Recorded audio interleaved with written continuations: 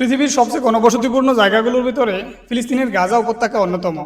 কেননা 33 কিলোমিটার দৈর্ঘ্য আর 5 কিলোমিটার প্রস্থ এই ছোট্ট সৌর জায়গাটাতে প্রায় 13.5 লাখ ফিলিস্তিনি বসবাস করে।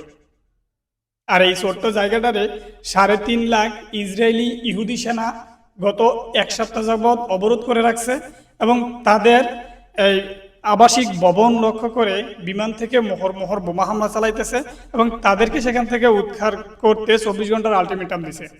তারা 3 দিক থেকে গাজা উপত্যকাকে ঘেরাও করে রাখছে, একটা পাশ খোলা রাখছে, সেটা হচ্ছে মিশরের দিক।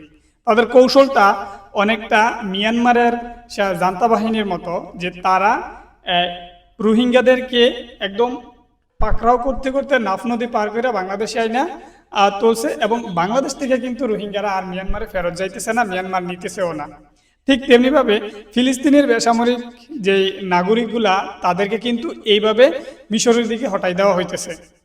আর আপনারা যদি ইসরায়েলের অতীত ইতিহাস তালাশ করেন তাহলে কিন্তু পৃথিবীর মানচিত্রে 1946 সালের পূর্বে ইসরায়েল বলে কোনো দেশ ছিল না। দ্বিতীয় বিশ্বযুদ্ধের পর সারা বিশ্ব থেকে ইহুদিরা বিতাড়িত হইয়া যখন ফিলিস্তিনিতে আশ্রয় চাইল, ফিলিস্তিনের সাধারণ নাগরিক তাদেরকে আশ্রয় দিল এবং তারা সেখানে যেই হাঁটু গেড়ে রাখছে এবং দিন কি দিন তারা তাদের রাষ্ট্র বড় করে নিছে। ইসরায়েল এমন একটা দখলদার রাষ্ট্র যাদের নির্দিষ্ট কোনো মানচিত্র নাই, তাদের ভৌগোলিক সীমারেখা নাই। তারা প্রতিদিন তাদের সীমানা বাড়াইতেছে নিরীহ ফিলিস্তিনিদের উপর আক্রমণ করে।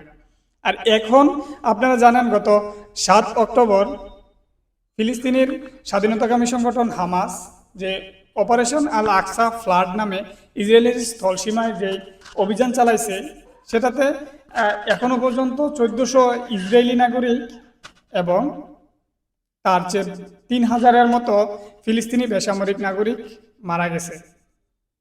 আর এই ইসরায়েলের এই আক্রমণটাকে পুঁজি করে পশ্চিমা বিশ্ব সহ সবাই ইসরায়েলের সমর্থন দিতেছে এবং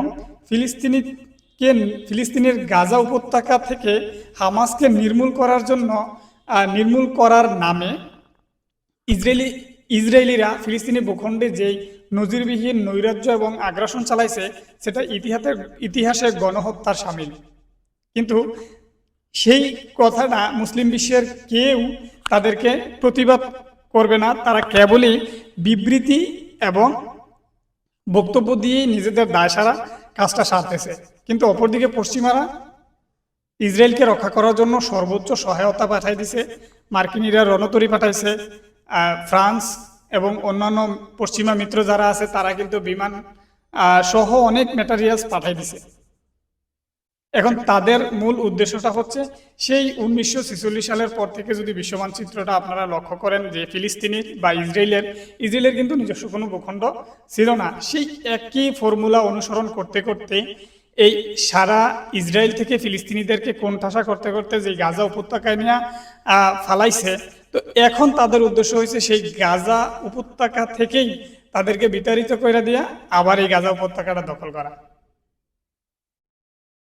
যাই হোক, ফিলিস্তিনের হামাস এ যাবৎকালে ইসরায়েলের সর্বোচ্চ ক্ষয়ক্ষতি সাধন করতে পারলেও নিজেদের অস্তিত্ব রক্ষার শেষ ভরসাটুকু কি হয় কিনা সেটা একমাত্র উপরওয়ালাই ভালো জানে।